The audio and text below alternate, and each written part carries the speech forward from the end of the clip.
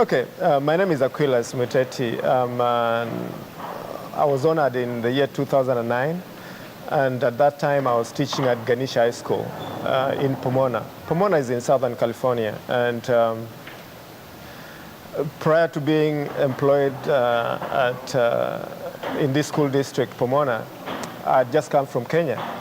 I was actually about a year because I came here in 1999, and I came here to look for further education. And as I came in, I had been admitted to DeVry, for a technology degree, for a master's actually in technology. And as I was there studying in the library, I saw this young man who was my classmate studying for CBEST. He was going through CBEST, and I looked at him. I said, "What are you doing?" He told me, I don't have a job, and I'm looking for a teaching job, and that's why I'm trying to take this exam. Then I asked him, "Hey, how do you become a teacher?" Then he told me, the first thing that you have to do is you have to take this test, CBEST. And then he asked me this question: "What was your bachelor's degree?" I said, "I did mathematics." He told me, he opened his eyes and he said, "You'll get a job tomorrow." That was actually in the fall of 1999. I said, "Really?" And that time, actually, I was doing security job. I was guarding people as they were sleeping in apartments. I was doing a security job. So here I am. I'm being told, actually, I could get a job tomorrow to teach mathematics, something that I love. And then I asked him, "So what do I need to do?" I told him, "Okay, I'll take you tomorrow," because actually it was in the evening. I told him, "Tomorrow, I'll come pick you up. I'll take you to the Pomona library so that you can get a book, a CBEST book, so that you can study for this. And I will also take you to the local school district, and get an application form so that you can apply for a teaching job." And I asked him, "Will they really employ me? I mean, I'm not a citizen." "Okay." So he said, "Oh yeah, they'll offer you a job because they're looking for math teachers." I said, "Okay, we'll give it a try." Following day, true to his word, he came pick me up, went to the library, picked a book, CBEST, went to the Pomona Unified, picked the application forms, came back to DeVry school there. We filled the forms together. And the toughest part of it for me was I didn't have references. I needed references, 3 of them. And I asked myself, okay, what do I do? So the first one was actually my professor. One of my professors that was teaching my technology class. I went to him and said, "Hey, I need a job, but I don't know who can be my reference." So that student became one of my referees. My professor became my referee. And my third reference was a gentleman in the apartments that I was guarding at night. I used to see this guy come in at about 10 p.m. Every day he'll come 10 p.m., he'll come park and go to his apartment. And he'll always say hello to me. So this day I said, maybe I'll talk to him and tell him my story, what I want. So as he was coming in, I said, I need some help. Then he asked me, "What help do you need?" "I'm trying to apply for this job as a teacher, and they want me to have 3 referees. But I only managed to get 2. Can you be one of my referees?" The guy looks at me like, then he says, "I don't even know you." I said, "Yeah, I know you don't know me, but I need help." I need help, Then he stands with me there for about 10 minutes. He asked me a couple of questions. And I also get to know him. He was a professor at Chefik Community College. So he was coming from teaching, So he's coming. And then he says, "I'll write you a letter of, reference. So give me some details about yourself." So he picks a notebook. He asks me some questions. I tell him, and what I'm doing currently now. And then he tells me, "Okay, tomorrow, as I come in, I'll come with your letter." The following day he came in. He came with a letter. He gave it to me. And on my application, he filled his details, And there I am. I got everything I needed.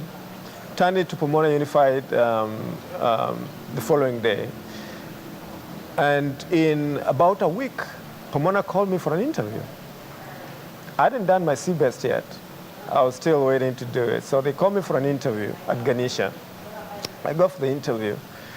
And 2 questions into the interview, after I responded, they stopped asking me questions about whatever they had planned to, and we started having a discussion. Started talking about, they got interested in me as a person, and we sat there talking about myself for the next 1 hour, and then they tell me, okay, we'll give information to the district, and if they're offering you a job, they'll call you. And I left. By the time I got to my apartment, there was a voicemail. That time I didn't have a cell phone. Cell phones were few, but there was a voicemail telling me that I've been offered a job pending my CBEST for an emergency credential. So I said, so what you need to do is come downtown so that you can get some more paperwork to fill in. I went there, picked the paperwork, filled it in, and in about 2 weeks, I sat for my CBEST, got my results, I passed, and I was offered a job. And the one thing I always say is the best thing that ever happened, having gotten that job, because it changed my life forever. And the reason why I say it changed my life is because I experienced the change in me as a person because of the children that I was exposed to. I met kids that I never thought I would do that in the United States of America. I met kids that were in dire need than I thought I had when I was a young man growing up in Kenya. Though we didn't have much as I was growing up. I mean, I was walking about 10 miles one way to go to school.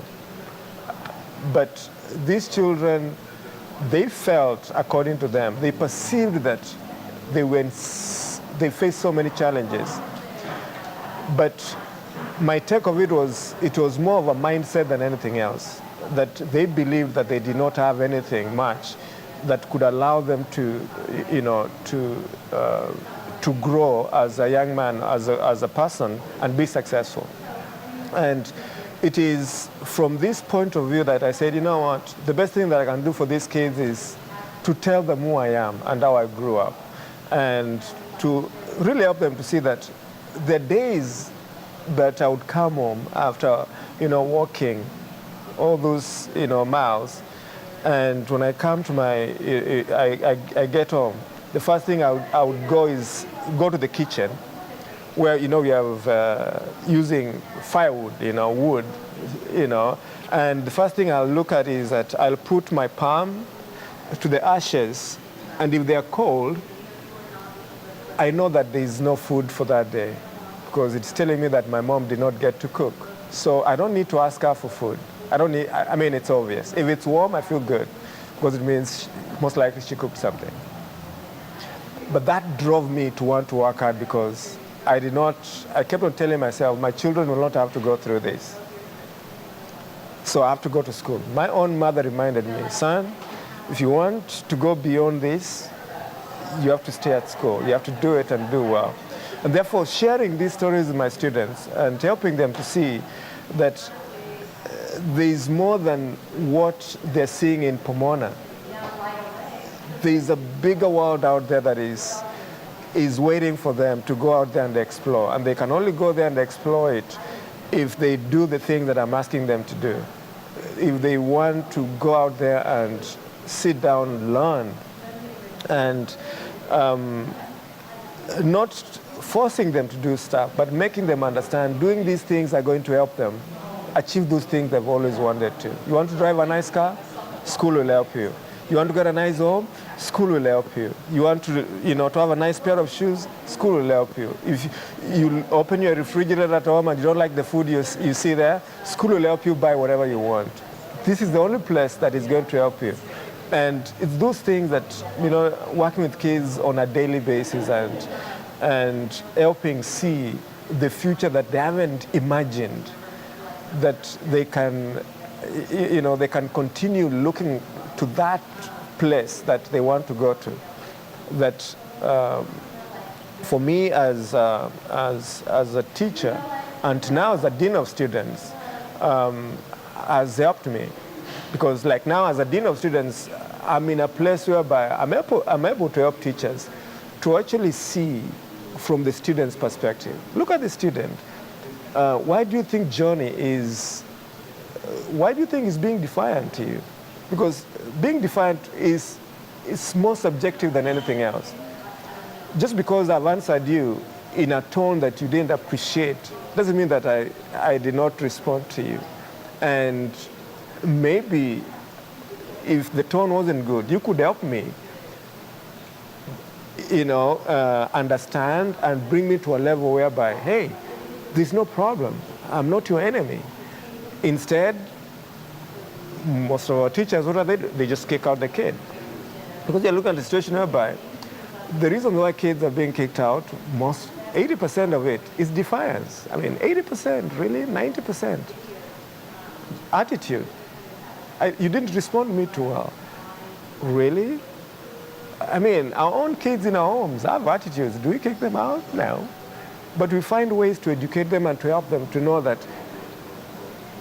how we respond and how we do things globally will help us to get things.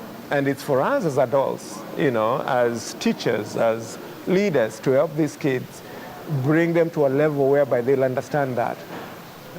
Putting them away from that environment does not help them, because then they see that all you're doing is that perpetuating the problem.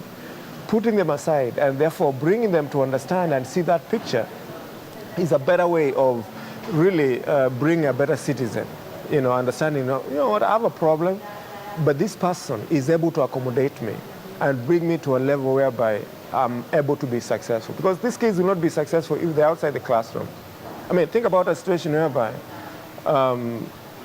give you some numbers. You have 20 African-American kids out of a population of maybe 500 kids.